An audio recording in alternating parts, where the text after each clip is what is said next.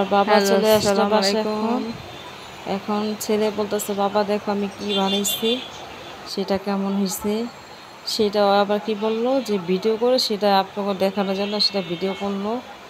Mobile ভিতরে সেটা video করতেছে, দেখাইতেছে কি কি বানানো হয়েছে। আমিও সে দেখলাম যে মাছটা খুব সুন্দর হয়েছে, তোমার এটা দোয়া করে তোমার বুদ্ধি হোক মাথায়।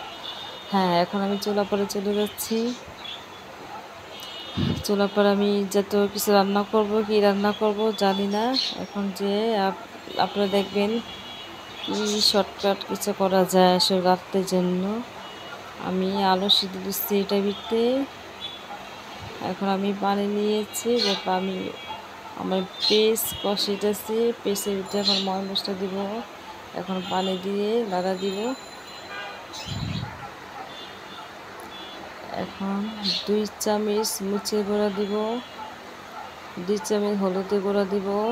বেশি মশলা আজকে আমি ব্লেন্ড করতে পারিনি। এখন আমি কখনো লবুচে মশলা দিয়ে ডিম বোনা করে খেয়েছেন? আমি এই প্রথম রান্না করলাম। ডিম বোনার ভিতরে আমি লুচির প্যাকেটের মশলা দিলাম, অনেক টেস্ট হয়েছে।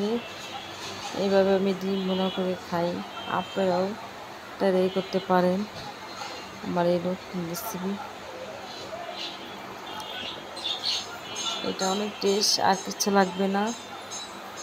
সেটা আমি এখন কষিয়ে নিচ্ছি ময় মশলা।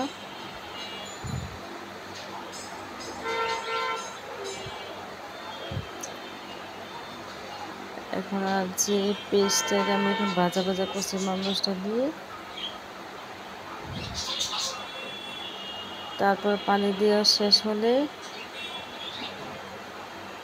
এখন আমি ডিম ভাজা জলে চলে গেছিলাম। এইভাবে ডিম বোনা করে আপনারা খেতে পারেন। হয়তো আপনারা ওই জলের ভিতরে ডিম ভেঙে দিতে পারেন, কিন্তু না, এটা বেশি একটা অন্যরকম একটা টেস্ট। সেটাও টেস্ট ভাবলাম যেভাবে দিই এভাবে ডিম বোনা করে আমি খাই প্রায়। আপনারা এটা এভাবে খেতে পারেন। এখন ডিমগুলো উল্টে দিচ্ছি যাতে ভেঙে না যায়। এইখানে ডিম এসে তিনটা একটা ভেজে নিচ্ছি। এই ডিমগুলো এখন আমি মশলার ভিতরে দিয়ে দেবো। এইটা যে 4 জন মানুষ, আমরা 4 জনের 4টা ডিম ভেজে নিলাম।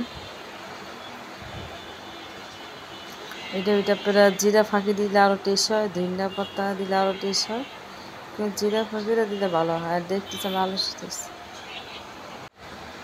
আমার ছেলে বলতেছে, আম্মা আমার খিদে আছে, আমাকে দাও।